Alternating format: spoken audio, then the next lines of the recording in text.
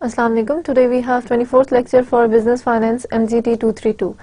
In the last lecture we ended our chapter of financial statement analysis.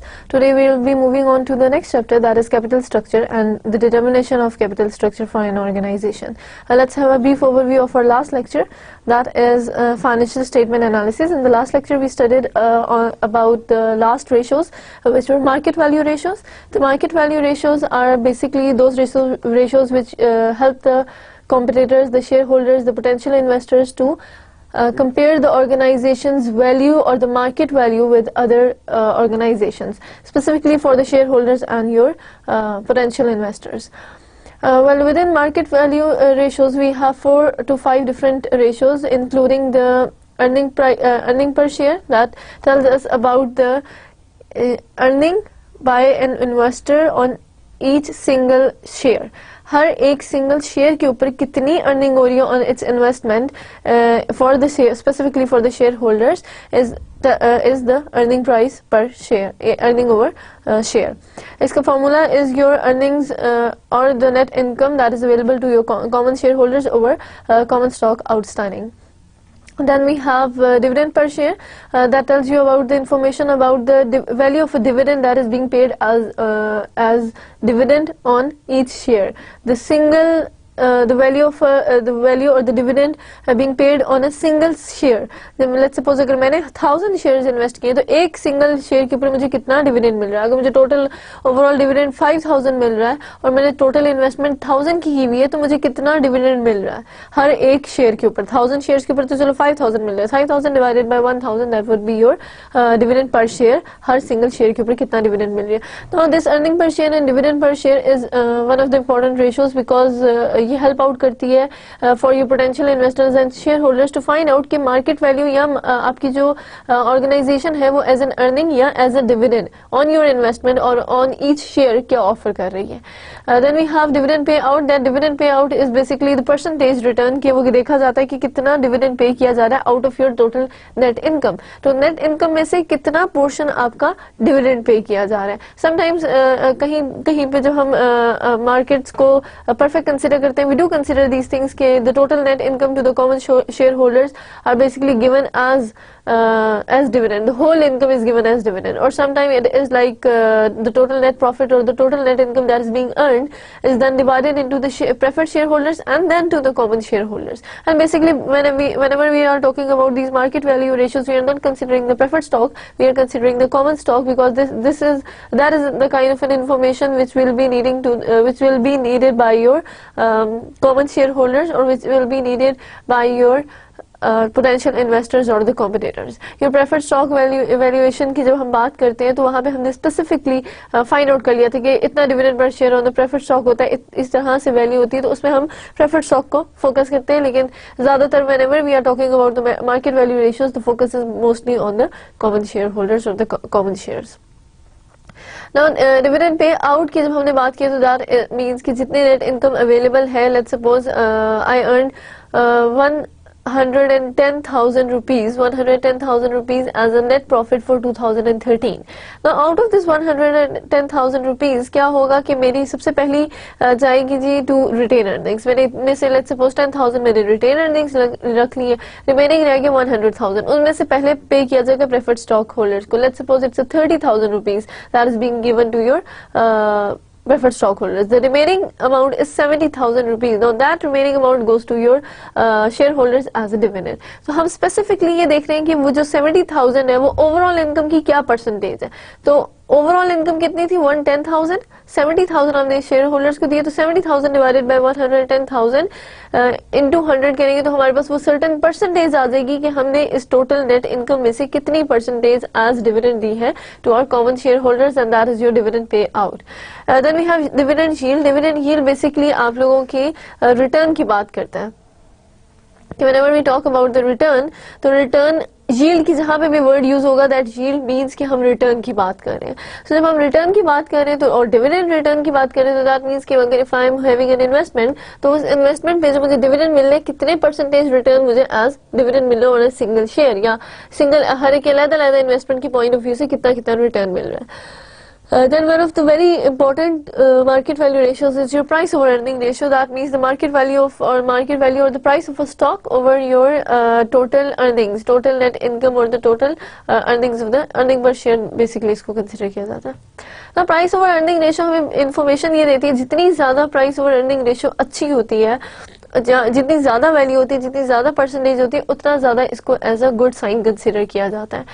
Now when I talk about के price over earning ratio, तो that means के हर earning में से के कितना ज़्यादा इस अर्निंग का कंट्रीब्यूशन है towards your price.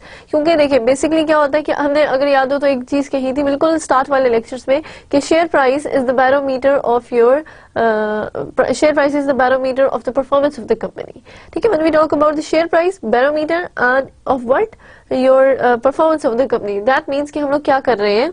Now let's suppose if we write it down, it's like, now let's suppose if we have share price. Now whenever share price increase करेगी, अब share price increase और इन सब का आपकी earnings के साथ क्या है? अब ये देखें, when we have earnings, यहाँ जो आपकी net income है, जितनी ज़्यादा earnings increase होगी उतना ज़्यादा आपका image increase होगा.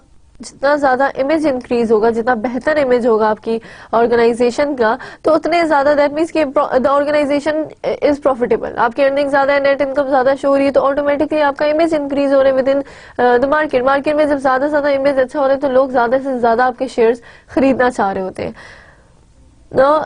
जब इमेज अच्छा है, अर्निंग्स अच्छी है, ऑर्गेनाइजेशन इज प्रॉफिटेबल, तो दैट मीन्स उसकी डिमांड इंक्रीज होगी. लेट्स सपोज मैं हूँ, आप हो, हर कोई, वो सब ये देखेंगे कि जी रिस्क कम हो रहा है, कंपनी ज्यादा अच्छा, अर्निंग्स अच्छी है, उसकी प्रॉफिटेबल कंपनी है, आगे फ्यूचर फोरकास्टिंग में भी है, तो रिस्क हमारा कहीं रिड्यूस हो जाता है टू सम एक्सटेंट. तो लेट्स अगर थोड़ा सा रिस्क कम है और कंपनी बहुत अच्छी है, थोड़ा रिस्क अगर ज्यादा भी है तो भी कंपनी अच्छी है और इसके पिछली ट्रेंड भी अच्छे रहे और आगे भी फोरकास्ट अच्छा है, तो we can spend our money और we can invest our money in the stock of that certain company. तो जब हर कोई उसकी कंपनी के स्टॉक्स खरीदना चाहेगा क्योंकि उसके अर्निंग्स अच्छे, दैट मींस कि if I have a stock, another person of stock, another person and another person have a stock, that means कि they all are the share holders of the company. जब share holders हैं तो earning ज्यादा है, तो earning ज्यादा तो definitely dividend भी आपको ज्यादा मिल रहा होगा, इसलिए उसकी डिमांड इंक्रीज होती है. जब उसकी डिमांड इंक्रीज होती है तो the simple rule of economics की when demand increases the price increases. Price increase होती है तो definitely we are looking at the increase in the share price.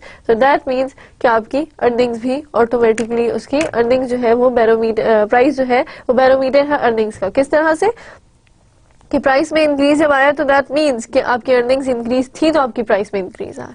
तो this is how the organisations basically whenever they pose out as their financial statements to the general public, whenever they give information about their net income और net profit, they focus कि हमारा जितना ज्यादा, और जारी बात organisation इस चीज पर फोकस करती है कि उनका प्रॉफिट ज्यादा. जब प्रॉफिट ज्यादा होगा तो डेफिनेटली शेयर होल्डर्स को ज्यादा डिविडेंड मिलेगा, ज्यादा डिविडेंड मिला तो शेयर होल्डर्स वेल्थ मैक्सिमाइजेशन हो रही है, ऑटोमेटिकली अर्निंग ज्यादा हुई, डिमांड ज्यादा हुई, प्राइस इंक्रीज होगी. So this is the whole circle that is being completed whenever we have a increase in price. Now price over earning ratio is a good sign for your potential investor and your shareholders. आपके banks, वो सब लोग जिनने आपको loan देना है, वो सब लोग जिससे आपने financing, your providers of the capital funds or the capital, they are the people who are very much interested in knowing the price over earning ratio. That means कि वो ratio ये देखना चाह रहे होते हैं कि price over earning ratio जितनी ज्यादा अच्छी हो, इसका मतलब कंपनी जो है वो ज्यादा अच्छा परफॉर्म कर रही है.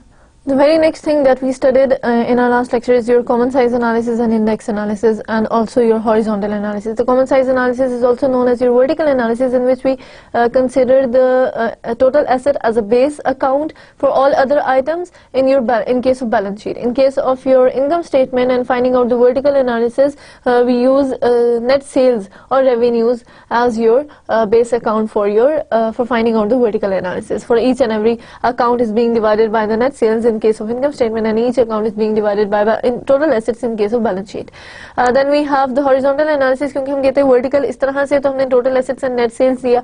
Horizontal इस तरह होता है, that means over the year लेते हैं. इसमें हम क्या करते हैं कि एक अपने year, 2 years को let's suppose compare करना है, तो we will be taking new figure minus old figure over old figure, or we can say that current year value minus previous year value whole over previous year value.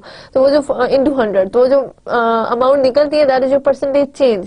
तो basically comparative analysis या percentage change आपका horizontal analysis भी कहलाता है, and that is the value that is being given.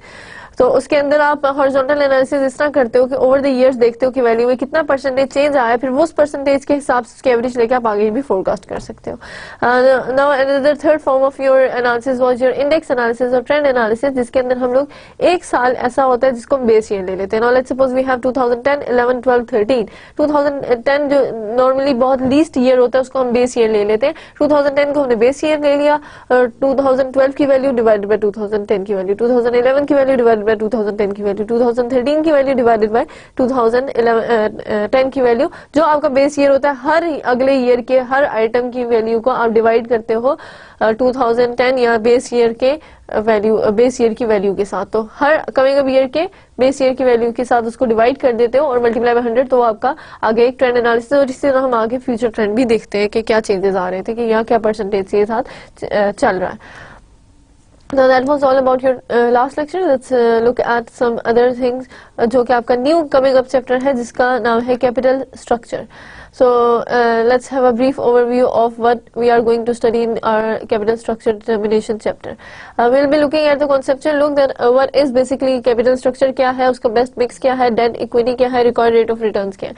Then we will be looking at different approaches including your net operating income approach and your traditional approach. Then we will be looking at the total value principle, जिसके अंदर हम लोग ये देख रहे होते हैं कि टोटल वैल्यू प्रिंसिपल क्या है, जो कि दो डिफरेंट आपके लोग थे, इकोनॉमिस्ट थे, जिन्होंने ये वैल्यू तो पूरा प्रिंसिपल फाइंड आउट किया था और कुछ न्यू थ्योरीज दी थी. इसके साथ साथ we will be looking at the arbitrage theory, presence of the market imperfections and incentive issues, कि वो जो हमारी मार्केट इम्परफेक्शंस एग्जिस्ट करती है उनका क्या बेनिफिट है. Then we will be looking at the effects of taxes, के taxes का effect कितना ज्यादा आता है in your capital structure या उसकी determination के अंदर, and taxes and market imperfections combine करके फिर हमारे पास किस तरीके से values आती हैं, क्या effect आता है in your capital structure. Now let's move to the first topic, that is your and then we are also going to look at the financial signaling. Now let's have a brief overview of what your capital structure basically is. अगर आपको याद हो तो जो बिल्कुल start के हमारे lectures थे उसके अंदर हमें ये डिफाइन किया था कि कैपिटल स्ट्रक्चर क्या होता है. तो बेस्ट मिक्स या हमारी फाइनेंसिंग की जब बात होती है तो वो क्या है. सबसे पहली चीज कि मैंने आपसे जब भी हमने अभी तक डिस्कशन किए या जितने भी चैप्टर से करते रहे तो मैं एक चीज डिफाइन करती रही हूँ कि we have financial management. Financial management के अंदर हमारे 3-4 किस्म के डिफरेंट एरियाज हैं. उन एरियाज के अंदर हमारे पास जैसे फाइनेंसिंग है, फाइनेंसिंग में हमारे पास दो किस्म के वैल्यूज हैं. एक तो हमारी है जी शॉर्ट टर्म वैल्यू फाइनेंसिंग और एक है हमारी लॉन्ग टर्म फाइनेंसिंग. जब हम लॉन्ग टर्म फाइनेंसिंग की बात करते हैं तो उसमें हमारे पास debt financing and equity financing आ जाती है. अब ये डिसीजन की बेस्ट डिसीजन क्या होगा, कितनी डेट से होनी चाहिए फाइनेंसिंग, कितनी इक्विटी से होनी चाहिए, what is their best mix, what should be the focus of an organisation, तो वो हमारे लिए कैपिटल स्ट्रक्चर को डिफाइन करता है. तो उन 3 डिसीजंस जिनकी हमने स्टार्ट में बात की थी, अगर आपको याद हो, जिसके अंदर we had an asset management decision, we had an investment decision and then we had an financing decision. तो एसेट मैनेजमेंट डिसीजन में हमने एसेट्स की बात की थी, इन्वेस्टमेंट में हमने अपनी इन्वेस्टमेंट की बात की थी, and we will be looking at different options and projects to invest. और फिर हमने फाइनेंसिंग की बात की थी. जब हम फाइनेंसिंग की बात करते हैं तो फाइनेंसिंग बेसिकली आपको किस तरह से वो डिफाइन करता है कि फाइनेंसिंग के अंदर आपकी डेट फाइनेंसिंग, इक्विटी फाइनेंसिंग दोनों आ जाती है, and basically we are focusing on the long term financing. अब जब हम डेट और इक्विटी की बात करते हैं तो डेट फाइनेंसिंग में हम लोग ये देखते हैं कि कितना पोर्शन हमें बैंक से लेना चाहिए लोन, कितना पोर्शन बॉन्ड होल्डर्स फाइनेंस कर रहे होंगे. फिर if we are looking at the equity financing, तो इक्विटी फाइनेंसिंग में कितने नंबर ऑफ शेयर्स हमने शेयर होल्डर्स को ऑफर करने, अगर एक दफा इशू कर चुके हैं, इज देयर अ नीड कि हम दोबारा से इक्विटी फाइनेंसिंग की जाए, इज देयर अ नीड कि दोबारा शेयर होल्डर्स इंक्रीज किया जाए. ये आपके कैपिटल स्ट्रक्चर को डिफाइन करता है. अब अगर हम ये देखें कि कैपिटल स्ट्रक्चर बेसिकली क्या, और हमने फाइनेंसिंग के अंदर ये बहुत इंपॉर्टेंट क्वेश्चन पूछा था कि what is the best mix of debt and equity financing. Now let's look at this thing कि हमारा कैपिटल स्ट्रक्चर बेसिकली बनता क्या है. जब भी हम कैपिटल स्ट्रक्चर की बात करेंगे तो हम कैपिटल की बात कर रहे हैं. दैट मीन्स कि हमारा कैपिटल कहाँ से आया, हमारा फंड्स कहाँ, फाइनेंसेस कहाँ से रेज हुए. तो वो जो एरिया जहां से हमारे फंड्स और फाइनेंस है वो आपके कैपिटल, और वो ज्यादा definitely that is from either from debt और आइदर फ्रॉम इक्विटी फाइनेंसिंग. उन सब का जो स्ट्रक्चर ओवरऑल क्रिएट करते हैं उसको हम कैपिटल स्ट्रक्चर कहते हैं. Now let's look at the definition of the capital structure. The mix or proportion of a firm's permanent long-term financing represented by debt, preferred stock and common stock equity. अब क्या है the mix or proportion of the firm's permanent long-term financing. अब best mix हमने ऐसा best mix होना चाहिए कि mix और proportion of firms permanent long term financing. अब लॉन्ग टर्म फाइनेंसिंग के अंदर उनके क्या क्या पोर्शंस किस किस चीज के हैं वो हमें डिफाइन करता है हमारे कैपिटल स्ट्रक्चर को. That means we have the long term financing के बाद we have the portion for debt, we have the portion for preferred stock and we have the portion for equity stock, common stock equity. तो ये हमारे पूरे define होते हैं, इन सबको मिला के हमारा डिफाइन होता है हमारा capital structure. Now let's look at some of the assumptions. और उसमें क्या चीजें हैं कि concerned with the effect of capital market decisions और security prices. That means कि इसमें capital structure जो है वो basically बनाया इस point of view से जाता है कि the concern is that with the effect of your capital market decisions, कितना ज्यादा effect आपकी capital market के decision का directly इस security की price के ऊपर आएगा. तभी हम अपने capital structure जरा strong सा रखते हैं कि अगर क्या let's suppose हमें equity financing नहीं हो रही हमारी तो हमारा strong capital structure किस तरह से होगा, price पे क्या effect पड़ेगा. Okay, the next point is your assumptions. The first assumption is that क्योंकि मैंने ये कहा था कि हमने 3 different किस्म के decisions दिए, asset management, investment and financing. तो asset management and financing and your investment decisions are held constant. उनको कर देते हैं कि वो constant है. इस वक्त हमारा focus नहीं जाता towards any other thing or the taxes or the expenses or the management of the assets or operations या आपके investment की तरफ कोई सी चीज नहीं. बस हमारा focus capital structure whenever we are discussing or this determination we are basically focusing on the long term financing जिसके अंदर डेट एंड इक्विटी दोनों आ जाते हैं. सो हमारा focus will not be on the investment and asset management decision but our focus will be on debt and debt versus equity financing के कितना ज्यादा बेहतर तरीके से बेस्ट मिक्स इनका क्या होगा तो हमारा कैपिटल स्ट्रक्चर स्ट्रॉन्ग क्रिएट होगा. Now let's have a conceptual look over the relevant rates of your returns. For example, we will be finding out the required rate of return on debt, required rate of return on your equity जो कि हम पहले कर चुके हैं, and your required rate of return over all capital के ऊपर, overall total capitalization value find out करेंगे. If we look at the first thing that is the required rate of return on your debt. If we looking at the required rate of return on equity, so let's focus on the required rate of return first, required rate of return on debt first. Whenever we talk about the required rate of return, that is the yield. अगर आपको याद हो तो bond yield हमने find out की थी, yield to maturity, yield to call. तो bond के ऊपर जब भी हमने, क्योंकि बॉन्ड हमारा एक डेट फाइनेंसिंग का, जब भी हम डेट की बात करते हैं तो डेट में हमारी जो हमने पेमेंट्स करनी होती है या हमारी तरफ से इनकम जा रही होती है that is in the form of interest और वो आपके बॉन्ड्स के ऊपर होती है. तो डेट फाइनेंसिंग में आपके अदर लोन्स के साथ साथ आपके बॉन्ड्स को भी कंसिडर किया जाता है. फिर उनके ऊपर क्या परसेंटेज रिटर्न हम लोग पे ऑफ कर रहे हैं, ठीक है, और क्या percentage rate of return actually basically आपका बनता है, तो आपकी फर्म का बनता है. तो whenever we talk about the yield और the required rate of return on debt we are basically talking about your about bonds के ऊपर कितना परसेंटेज रिटर्न आएगा, कितना इन्वेस्टमेंट हुई है. Now RI, if you look in the slide, the RI is the yield on the company's debt, and the formula for RI is I over B, where I is your annual interest on debt and B is your market value of that. Now we have a different assumption for this model, जिसके अंदर हम ये कहते हैं कि the interest paid each year, हर साल, क्योंकि हमने इक्विटी एंड डेट फाइनेंसिंग दोनों की है. डेट फाइनेंसिंग में basically we are paying off the interest. तो इंटरेस्ट में हम लोग क्या करते हैं, फर्स्ट थिंग कि इंटरेस्ट पेड ईच ईयर, हर साल जितना इंटरेस्ट पे किया जा रहा है, या फिर ये किया जाता है कंसिडर की परपेचुअल. अगर आपको याद हो तो हमने परपेचुअल बॉन्ड पढ़ते हैं जिसमें इन्फिनिट लाइफ टाइम होता है. तो हमारी एजम्पशन क्या है कि इन्फिनिट लाइफ टाइम है. सेकेंड हमारी एजम्पशन ये है कि जो इंटरेस्ट है वो हर साल पे किया जाता है and there is no taxes, क्योंकि हम इसमें हमारा बेसिकली फोकस जो है वो ज्यादा ये है कि कैपिटल स्ट्रक्चर पे फोकस हो विद इसके कि हम और अदर एक्सपेंसेस और चीजों के हमारा फोकस इज ऑन दैट. तो हम इसमें कोई टैक्स भी कंसिडर या अज्यूम नहीं करते. So the formula for required rate of return is your annual interest on that over market value of the debt. That कि आपका कितना इंटरेस्ट परसेंटेज आप पे कर रहे हो and then overall your market value of the debt. Then we have required rate of return or the relative rates of return on your equity. So whenever we are talking about RE, that is the expected return on your common or on your company's common equity, common shareholders. So the formula for finding out the required rate of return is your earnings available to common shareholders over market value of the common stock outstanding. That is kind of earning per share kind of a formula.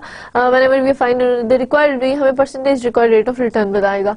Now earnings available to common shareholders के पास कितनी earnings जा रही है divided by the market value of common stock outstanding, और कितने stock हमारे outstanding है उनके आउट ऑफ दोज एसेट्स कितनी आपकी अर्निंग बन रही है, that is the required rate of return on your equity. Now the assumptions are that the earnings are not expected to grow, वो एक कांस्टेंट लेवल पे हैं, they are not expected to grow. 100% dividend pay out, that means कि जितना भी income earn होती है वो सारी की सारी आप पे ऑफ कर देते हो टू योर शेयर होल्डर्स. जितनी इनकम होती है वो सारी as dividend to share holders दे देते, तो 100% डिविडेंड पे आउट है. कोई ऐसा नहीं है कि कोई डिविडेंड किसी साल ना पे किया हो या एक्यूमुलेटेड वैल्यूज हो. Then the results in the valuation of perpetuity, अगर इस तरह का केस और यही सारे assumption है तो हमारी बेसिकली फोकस कहाँ हो जाता है कि ये कहीं परपेचुइटी तो नहीं है, क्योंकि it's for the long term time period and infinite period of time, जिसके अंदर आपको टाइम पीरियड नहीं पता, तो इसमें perpetual kind of structure you can say. Then there is a third required rate of return, that is an overall capitalization rate for the firm, or the rate of we can say the rate of return on your on capital, या total capitalization rate हम इसको कह देते हैं. So the formula for total capitalization rate is R naught is equals to 0 over V, where 0 is your net operating income. Net operating income divided by total market value of the firm. तो अब जब हमने क्या किया है कि required rate of return on capitalization rate हम actually basically find out करें, तो जब भी हम capitalization की बात करते हैं, capital की बात करते हैं, तो मैंने आपको भी बताया कि हमारा capital दो बेसिक जगहों से आता है. तो first one is your debt financing and equity financing. तो हम ओवरऑल रेट देखते हैं, हमने देख लिया rate required rate of return on debt क्या, required rate of return on equity क्या, लेकिन हम ओवरऑल रिटर्न देखते हैं कि बेसिकली हमारा ओवरऑल रिटर्न कितना बनता है. Now the formula for R naught is equals to O over V, where your O is your net operating income whole divided by total market value of the firm. So market value of the firm के साथ इसको देखा जाता है कि net operating income क्या. अब ये देख लें कि O की वैल्यू क्या और V की वैल्यू क्या. Now when we talk about net operating income, we are basically talking about your net interest expense, जो कि interest price या interest expense the company is going to pay, plus your earnings available to common shareholders. वो earnings जो कि common shareholders को हमने देनी है, ठीक है, as dividend, plus your interest expense, कितना इंटरेस्ट एक्सपेंस पे ऑफ, वही चीजें कि जो हमने पे ऑफ कर दी है, उन दोनों को मिला के हमारी कैपिटल स्ट्रक्चर डिफाइन होती है, हमारी कैपिटलाइजेशन डिफाइन होती है. And percentage we are going to find with which के आपका किस तरह चेंज हो रहे हैं, कहाँ वैल्यूज आ रही है, तो वो बेसिकली कहलाता है आपका टोटल कैपिटलाइजेशन रेट.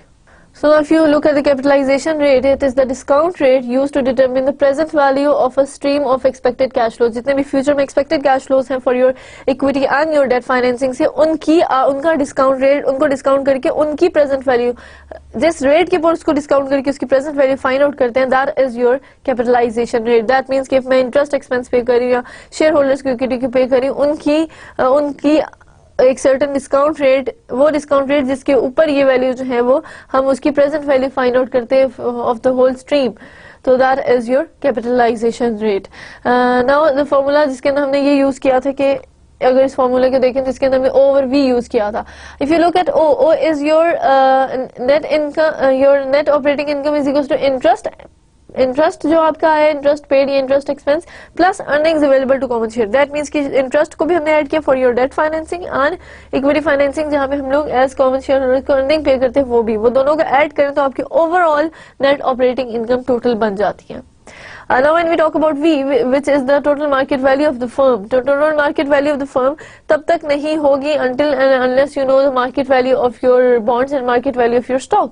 तो आप क्या करते हो कि हम market value of a firm find out करने के लिए market value of a firm is equal to market value of debt plus market value of equity. तो ये हमारी दोनों वैल्यूज फाइंड आउट, ये दोनों मिला के हमारी वैल्यू फाइंड आउट हो जाती है for your total market value of the firm.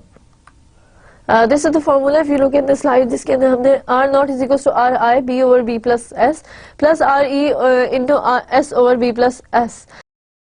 So basically your R naught is equals to O over V, जिसके अंदर O में हमारे पास ये यहाँ पे अगर आप पिछली स्लाइड में देखें तो इट्स नेट ऑपरेटिंग इनकम जो कि interest expense, your interest expense plus your earnings to share holders होता है होल ओवर V. अब V की वैल्यू क्या, that is the market value of the firm. अब मार्केट वैल्यू ऑफ फर्म कैसे बनती है, market value of debt plus market value of debt and equity. तो हम इसको क्या करेंगे, market value of debt plus market value of equity, that is B plus S. तो ये हमारा बेसिक फॉर्मूला बन जाता है I plus E over B plus S. अब अगर इसमें हम देखें तो we have I plus I over B that is equals to RI and we have RE is equals to E over S। तो इस सब को अगर हम देखें और इसमें से कॉमन वैल्यूज फाइंड आउट करें तो B over B plus S, जैसे कि आप स्लाइड पे देख सकते हो, उसको कॉमन लेके आप इसके अलग वैल्यू भी कर सकते हो कि R naught is equals to RI plus RE। तो दैट मीन्स कि वो टू सम एक्सटेंट दे दो, यहाँ से कुछ हद तक हमें अंदाजा हो रहा है कि हमारी जो टोटल कैपिटलाइजेशन रेट है, ये total value of a firm है, वो किस तरह से कि value of market value of your bonds और your debt and market value of your equity as well.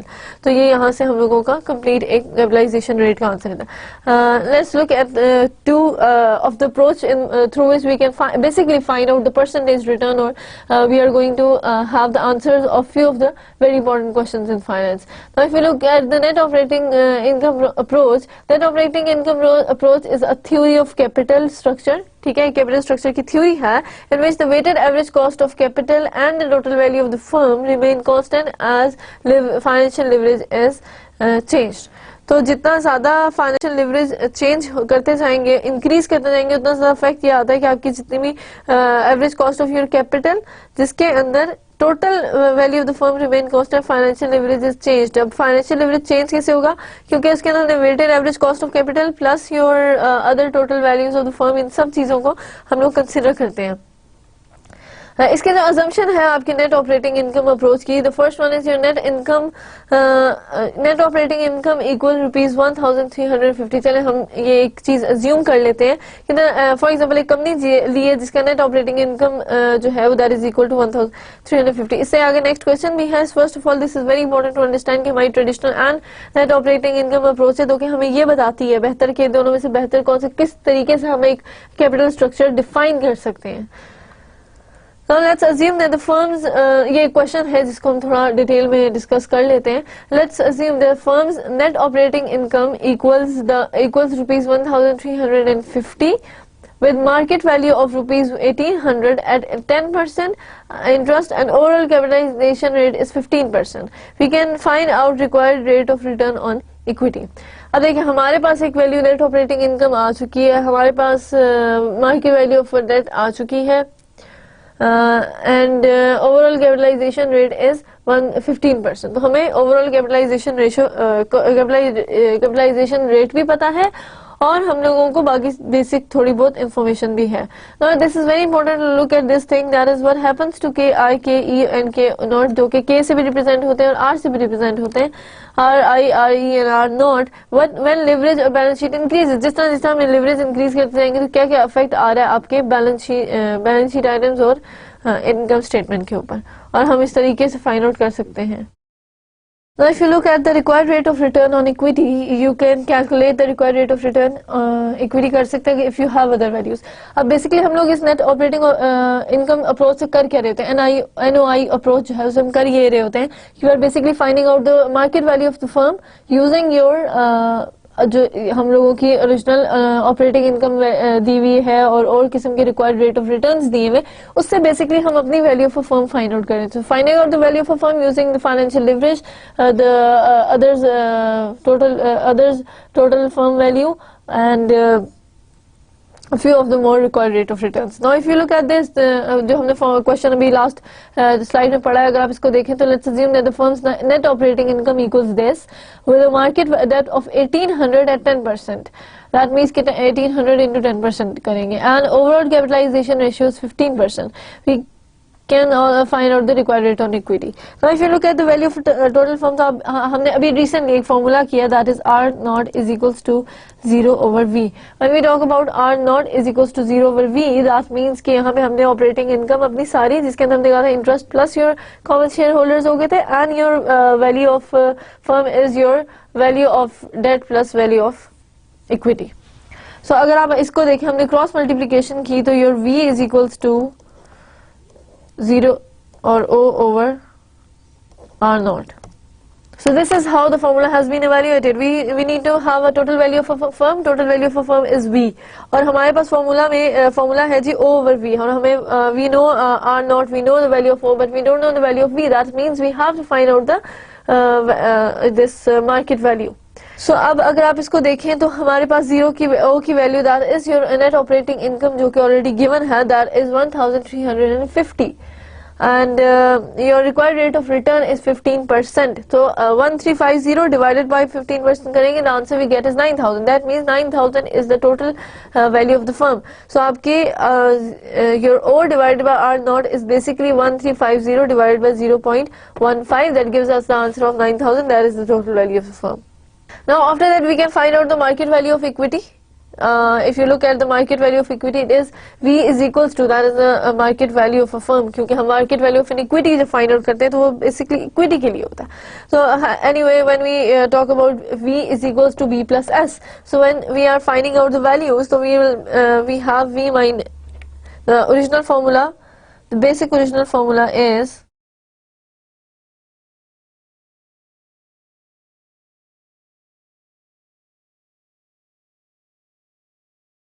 that is V is equals to B plus S. अब अगर हम V में से B को माइनस कर दें, that means कि total overall value of firm में हमारे पास एक पोर्शन है value of debt and value of an equity. अगर हम इसमें से ये देखें कि हमने इसमें से इक्विटी माइनस कर दी from our overall value of firm, तो हमारे पास रिमेनिंग B रह जाएगा. तो similarly if we find out कि हमारे पास B की वैल्यू है, if we find out V minus B is equals to rupees 9,000 minus rupees 1,800 and the remaining amount remains is 7,200. So V minus B कहाँ से generate या formulate हुए? V is equals to B over S. When we talk about B over S, so that's basically V is equals to B plus S है. तो हमने S को यहाँ ले जाके माइनस किया, V माइनस S हो गया, तो रिमेनिंग अमाउंट हमारे पास कितनी रहेगी? बॉन्ड. अब इसी तरह अगर हमने बॉन्ड की वैल्यू कॉमन स्टॉक की वैल्यू फाइंड आउट करनी है, तो V उधर ले जाके B जो है वो माइनस हो जाएगा, तो V minus B is equals to value of common stock. So अब इसके अंदर हम लोग करते हैं क्या, हमने V माइनस B किया, that means we are actually basically finding out the value of common stock, V market value of equity. तो V माइनस B में हमारी जो वैल्यू ऑफ V जो है वो टोटल वैल्यू ऑफ फर्म है V, वो हमारे पास 9,000 है. हमारे पास जो 1,800 है, दैट इज योर अमाउंट. उसको दिए एक कमिंग ऑफ स्लाइड्स में से एक जगह हमने यहाँ पे ये चीज डिफाइन की कि वो मार्केट वैल्यू ऑफ इक्विटी क्यों होता है. तो market value of equity is equals to V plus V is equals to B plus S, or whenever we find out the market value of equity, that is V minus B. So 9,000 minus 1,800, that is the value of your bond valuation, जो कि इसमें start में given है, the required equity की value. So the answer is 7,200. That is the market value of your equity. Now moving on to third one, that is your required rate on equity. आप उसके अंदर देखें, the formula is required rate of your required rate of return is equals to earnings over your market value of a stock. So the answer would be rupees 1350, that is the net operating income, minus rupees 180 whole divided by rupees 7,200. अब 7,200 क्या है, वो market value of equity है. The answer we get is 16.25%. So इसमें हमने interest payments को भी minus किया उसमें से, और बेसिकली हम जो करना था, और वो हमारी अर्निंग्स फाइंड आउट होगी. देखिए हमने क्या कहा था कि हमारी टोटल ओवरऑल अर्निंग कितनी है, नेट ऑपरेटिंग इनकम कितना है. नेट ऑपरेटिंग इनकम में हमारी फर्स्ट थिंग ऐड होती है, that is your equity financing के लिए जो भी पैसे आप अर्न कर रहे हो dividend as dividend. And next जो है दैट इज 80, वो ये है कि इंटरेस्ट पेमेंट जो आप पे करो. तो हमने नेट ऑपरेटिंग इनकम को डिफाइन किया हुआ है with the interest payment and with the income to the your general common stock holders.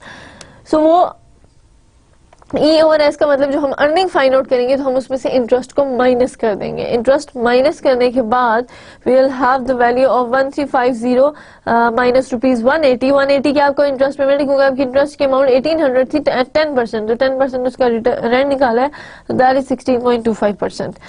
Whole divide by 7,200, that is the market value of your equity, क्योंकि हम वो ही फाइंड आउट बेसिकली कर रहे थे. तो if you look at the formula of required rate of return, that is E over S, 1350 minus 180 whole divided by 7,200. So that is 16.25%, which give us a tough time के 16.25%. हम अच्छा भी हो सकता है as an equity, और it can be tough as well. तो अगर मैं ये कहूँ कि जी required rate of return is 16.25%, तो 16.25% is not giving a very much information about that unless I compare this value. So net operating income basically आपको बताती क्या है, to help find out the required rate of return on equity and the total value of a firm using your net operating income and your required return on your bonds. If you look at the last portion of your slide, that's direct B over S. That B over S is equals to 1800 divided by 7200. That is 0.25. That means 25%. 0.25 is your 25% is the required rate of return. Is the financial leverage. ये जो हमने find out किया हुआ है B over S, that is your debt on equity, required return on debt over required return on equity is equal to your financial leverage. Now basically if we look at this thing कि हमने पहले तो ये find out किया कि अगर हमारी required rate of return on your debt, या फिर हम ये कहेंगे जो वैल्यू फॉर बॉन्ड है वो हमने ये कंसिडर किया कि required rate of return on equity if B, अगर हमारी बी की वैल्यू 3000 हो 1350. नाउ इफ वी कंसिडर कि बी की वैल्यू आपकी हो 3000 रुपीज, ठीक है, तो हमारी required rate of return of equity के ऊपर, क्योंकि हम देखें लिवरेज फाइंड आउट करते हैं financial leverage by B over S whenever we divide your value for bond over overall market value for bond whole over divided by market value for stock. ठीक है, तो जब हम इन चीजों को डिवाइड करके फाइंड आउट करते हैं this is the value of your financial leverage.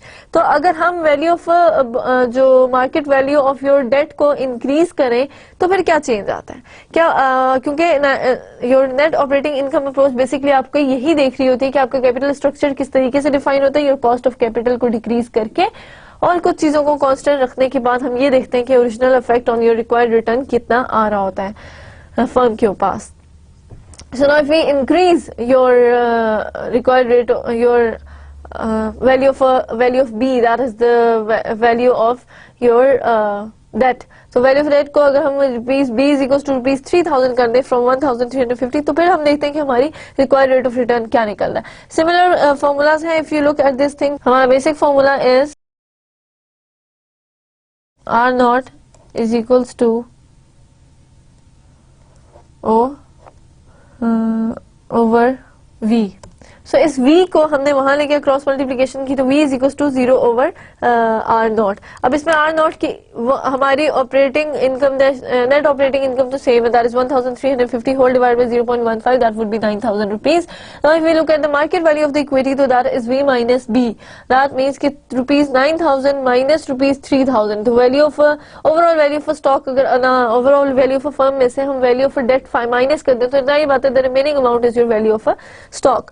So that is rupees 6000. Now if we look at the required return on equity, that is earning per share, तो उसमें अगर हम फाइंड आउट करें तो देखिए हमने क्या डिफाइन किया था कि हमारी अर्निंग या नेट इनकम किस तरह से डिफाइन है, your total overall earnings, net income available to common shareholders, and your interest payment, annual interest payment we are making on our debt financing on our bonds or debentures. तो हम इसमें क्या करते हैं कि हम वो वैल्यूज अगर इंक्रीज करें तो 1350 is your earning minus 300 rupees, that is the interest payment of rupees 3000. तो हमारा 10% इंटरेस्ट लगे तो 3000 का 10% is 300, तो 1350 minus 300 whole divided by 6000, so that would be 17.50%. पिछला हमारा कितना आया था 16.25% और यह 17.50%. और अगर हम इसकी फाइनेंशियल लिवरेज की वैल्यू फाइंड आउट करें, that is B over S, that is 3000 divided by 6000 is equals to 0.50. तो जितना ज्यादा आप definitely if you are taking more risk तो you will be having more return, जो कि हम इस अभी तक पढ़ते रहे कि हाई रिस्क हाई रिटर्न. तो अगर हम इसके इस वैल्यू को देखें तो हमारी 17.50 है और पिछली वाले में हमारी 16.25% आया. हम इस अप्रोच के मुताबिक ये कह रहे हैं कि जितना भी कैपिटल स्ट्रक्चर के अंदर चेंज कर लो तो ओवरऑल वो रिमेनिंग अमाउंट कांस्टेंट ही रहती है. Now if you look at this table, तो यहाँ पे examine a variety of different debt to equity ratios and the resulting required rate of return on equity. अब हम अगर ये कहें कि debt to equity ratio, that means कि your market value of debt over market value of equity, so that would be moving from financial leverage की अगर हम बात करते हैं तो from 0 to 0.5 to 1 and then to 2.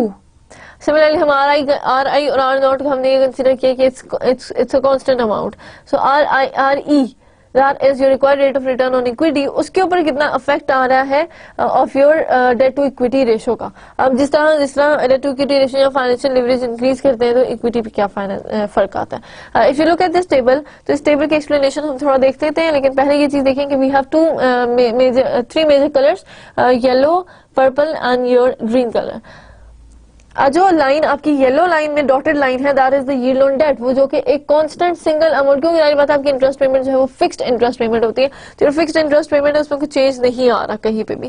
Then अगर आप अपनी कैपिटलाइजेशन रेट को देखें तो that capitalisation rate in purple line is again the similar amount जो कि 15% के ऊपर हमने फाइंड आउट किया है, तो दैट मीन्स कि वो 15% of the required rate of return वो हमें जो फाइंड आउट किया दैट इज स्ट्रेट, देन वो कांस्टेंट है, ये दोनों चीजें। देन हमारी थर्ड थिंग है that is the required rate of return on equity, that is 16.25% and 17.5% respectively. That means कि हम जिस तरह फाइनेंशियल लिवरेज को इंक्रीज करते जाएंगे, the value of your common stock या value of your equity finance will increase as well.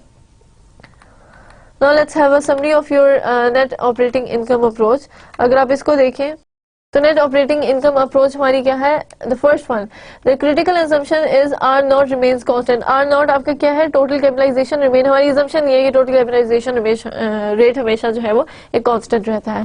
N increase in cheaper debt funds is actually offside by an increase in the required rate of return on equity. इसमें थोड़ा सा ये है कि an increase in cheaper debt funds is exactly offset. For example अगर मैं अपने date को इंक्रीज कर रही हूँ, ठीक है, इंक्रीज इन माय डेट हो रहा है लेकिन एट लोएस्ट कॉस्ट, तो I don't have any problem कि मैं लोएस्ट कॉस्ट के ऊपर अपने डेट जो है उसको और डेट ले लूँ या और जगह पे लोन लेने की जरूरत है। So an increase in cheaper debt funds is exactly offset by an increase in the required rate of return on equity. अब एक तरफ से required rate of return increase हो रहा है, एक तरफ से आपकी increase in the debt funds हो रहा है, जो कि थोड़ा सा डेट फाइनेंस के अंदर जो भी इंक्रीज हो रहा है वो ऑफसेट कर देगा, is offset by the required rate of return on equity, क्योंकि required rate of return on equity जो है वो बेसिकली हमें मेजर इन्फॉर्मेशन देती है। और डेट फाइनेंसिंग, और जब भी हम डेट फाइनेंस, अब इन दोनों चीजों को कंपेयर किया जाए तो दोनों चीजें कांस्टेंट है, as long as R I is constant. Now what is R I, is your value for common stock, your required rate of return on common stock. As long as RI is constant, RE is a linear function of the debt to equity ratio. That means कि हम जितना ज्यादा अपना required rate of return on I is जितना ज्यादा constant रहता है, उतना RE हमारे पास linear function of debt to equity ratio बनाते हैं। उसके अलावा ये कि thus there is no optimal capital structure। No, इसके अंदर जो operating income थी उसके अंदर बेसिकली हम यही इतनी देर से net operating income की approach के अंदर ये फाइंड आउट करने की कोशिश कर रहे थे कि हमारी वैल्यू ऑफ एन इक्विटी के ऊपर क्या आता है, and how much cheaper funds will be offset by your by the return on equity। तो हम इसको इस तरीके से अगर देखें तो no one has an optimal capital structure। अब किस तरह से आप कैपिटल स्ट्रक्चर को डिफाइन, क्योंकि हमने कैपिटल स्ट्रक्चर डिफाइन किया। Now when we talk about optimal capital structure, तो according to NOI approach there is no formal optimal capital structure, that all depends of course। So that is your net operating income approach, जो कि हमें basically ये कहती है कि जितनी ज्यादा आप जो equity total your cost of capital, weighted average cost of capital and your total value of a firm, इन दोनों की वैल्यू में चेंज इस तरीके से आता है जितना ज्यादा आप अपनी फाइनेंशियल लिवरेज को इंक्रीज करते जाते हो। तो फाइनेंशियल लिवरेज इंक्रीज करते जाते हो, दैट मीन्स कि we are focusing more on the financing of the debt then other financing, जो बेस्ट कैपिटल मिक्स बनाते हैं हम, that defines your financial leverage. तो वो फाइनेंशियल लिवरेज जिस तरह आप इंक्रीज, जैसे हमने देखा कि हमने पहले 1315 डाला, देन 350 डाला, $3000 रुपीज डाली for changing the value.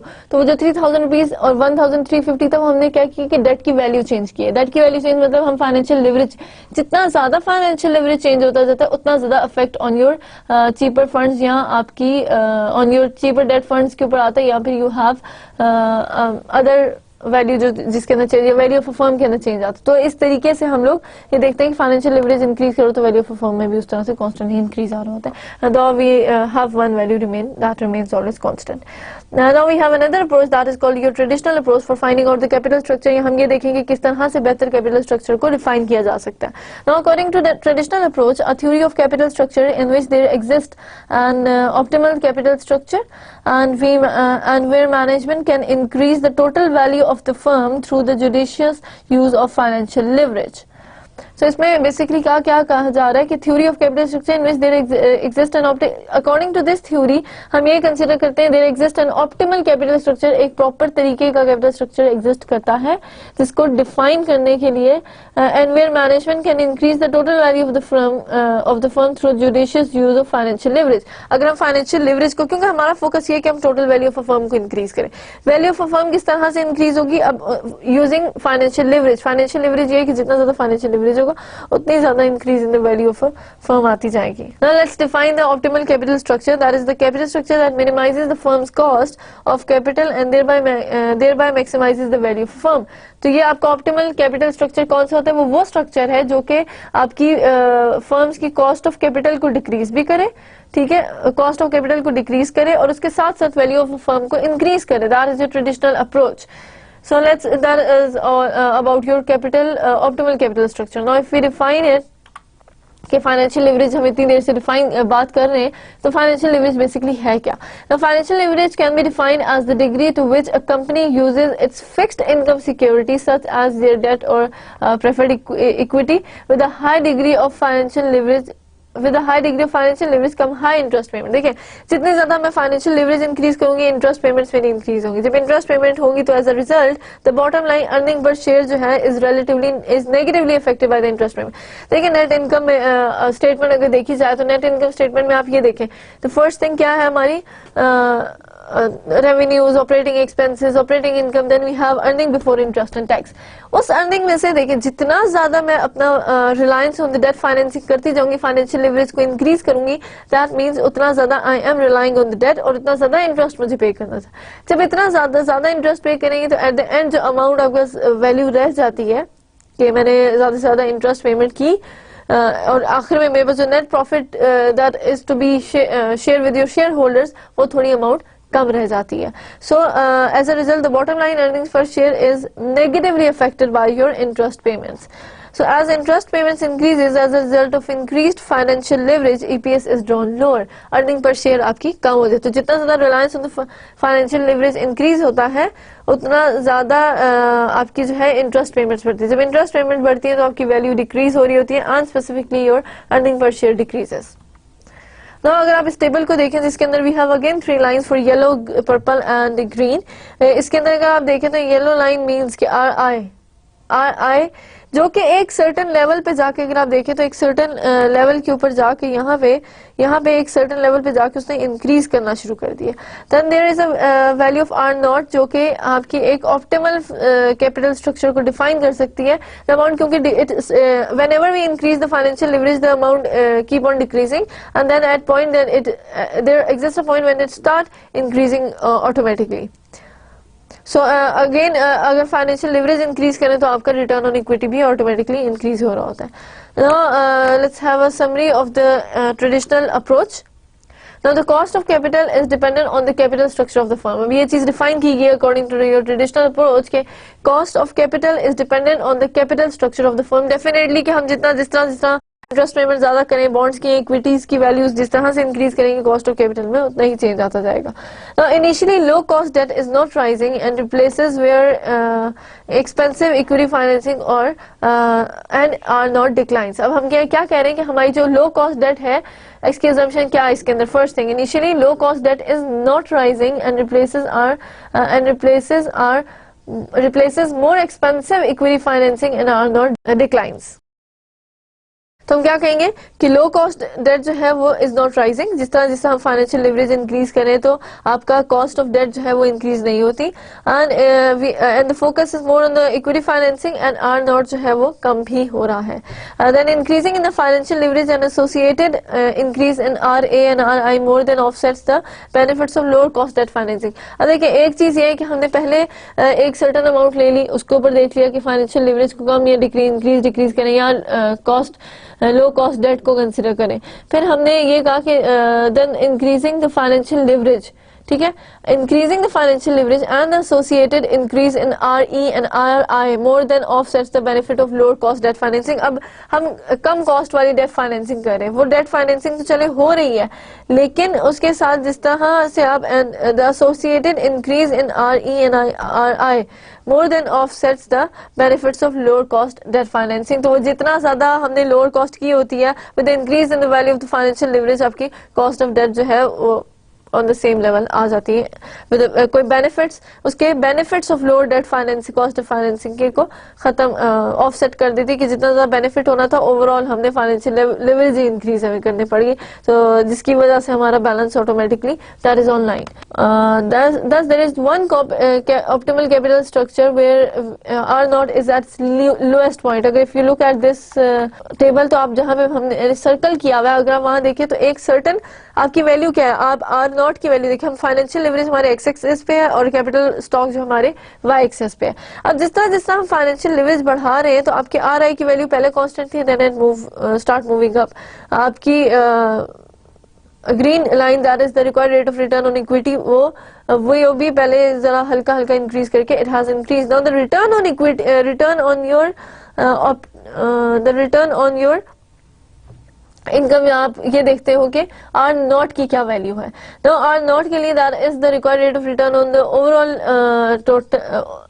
Overall क्या देखते हैं कि ओवरऑल फर्म्स की या आर नॉट की जो वैल्यू है कि ओवरऑल वैल्यू ऑफ फर्म क्या बनती है, उसमें कितना इंक्रीज आता है। अब देखिए फाइनेंशियल लिवरेज हमने इंक्रीज किया, पहले it started decreasing and then suddenly it started moving the point from which you have the least value, तो वो आप उसको ऑप्टिमल कैपिटल स्ट्रक्चर डिफाइन कर देते हो डिपेंडिंग अपॉन कि वो कितनी ज्यादा इंक्रीज विद फाइनेंशियल लिवरेज हो रही है। This is also the point where the firm's total value will be the largest, ठीक है। thus there is one optimal structure, वो वहां जहां पे wherever there is a lowest point, and this is also the point where the firm's total value will be the largest, कि आपकी जो total overall firm value होगी that will be the largest one। Now that was all about your today's lecture about your net operating income approach and traditional approach. Let's have a brief overview where we of today's lecture, where we studied about the capital structure that is being defined by your debt financing and your equity financing. Then we have the required rate of return on debt and equity कि किस तरह से find out करते हैं हम debt and equity की financing को, and then we have your total capitalization rate कि कितना ज्यादा आपका रेट क्या बनता है। टोटल कैपिटलाइजेशन रेट को हमने डिफाइन किया है net operating income over the value of firm. No value market value of firm या market value of an organization जो भी। अब वो कैपिटलाइजेशन रेट मार्केट वैल्यू आपकी किस तरह से डिफाइन होती है, market value of your debt plus market value of your equity. So this is how your capitalization is defined. Now when we talk about total capitalization rate, तो total capitalisation rate भी हमने इसी तरह से 0/V करके find out किया। So your today's chapter end with the capital structure determination, today's lecture, where we will be let's have a brief summary of today's lecture, that where we studied about the capital structure, what is your capital structure and how it is defined, where we define it as the financing, the overall long term financing जहाँ से भी हमारी आती है, including your debt and your equity financing, that defines your capital structure of an organization. We have studied about the required rate of return on your debt and required rate of return on your equity. Then we find out the overall required rate of return on your for the firm or the overall capital के ऊपर required rate of return, that is defined as your total capitalization rate. Then we have two different approaches for your capital structure, for defining the capital structure of an organization. The first one is your net operating income approach. अब net operating income approach आपकी क्या define करती है कि net operating income आपको ये clearly ये चीज बताती है कि you have a capital structure, या वो define करती है capital structure को that your capital structure is defined as the change in the financial leverage has no effect on your on your weighted average cost of capital या value of the firm. So there is no change in the value of a firm or your value of a firm or your weighted average cost of capital. Both of these remain constant with the change in the financial leverage. So there does not exist any optimal capital structure that is being defined from by NOI approach. We have another traditional approach that defines that that there exists an optimal capital structure, and your required rate of return on equity, or we can say the value of a firm, the overall value of a firm, value for stock, value for bonds and stock, it all the value of all have an effect, or they might change or increase as with the increase in the financial leverage. So this time some financial leverage increase करते हैं, so there does have an effect on your value of a firm or your simple cost of capital. So these are the two approaches for your capital structure. We'll be moving on to the on continuing this chapter in our next lecture of 25th. Hope to see you.